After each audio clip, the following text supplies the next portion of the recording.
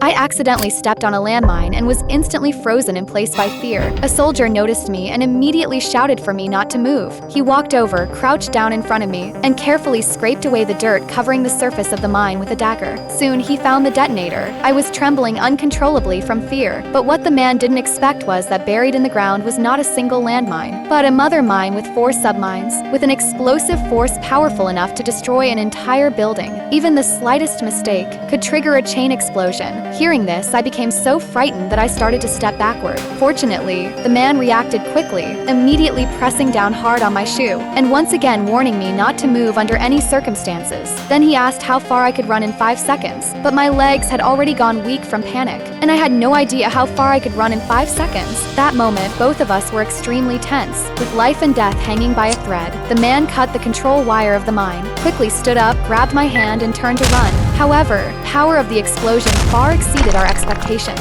With a deafening blast, powerful shockwave instantly threw us to the ground. In the second before the mine exploded, to protect me from being injured, the man shielded me with his own body. Afterward, I realized that I had fallen deeply for this man. Even when I stood up, I didn't notice that his bracelet had accidentally gotten caught on my backpack. That moment, I secretly took a photo of his departing figure, but just as I was about to leave, I discovered the bracelet. By then, the bus had already started moving. I shouted for the man and waved my arms, trying to return the bracelet to him, but the scene was far too noisy, and the man thought I was simply waving goodbye. By the time he realized what was happening, the bus had already left the military base. When I got home, I immediately tried to find the man's contact information, but I couldn't find anything, because he had been wearing a mask the entire time. I didn't know what he looked like. At work, I even covered other people's faces with my hand, hoping I could find him by recognizing those eyes. I thought I would never see him again, till one day, a friend invited me to a gathering, and said she wanted to introduce her boyfriend to me.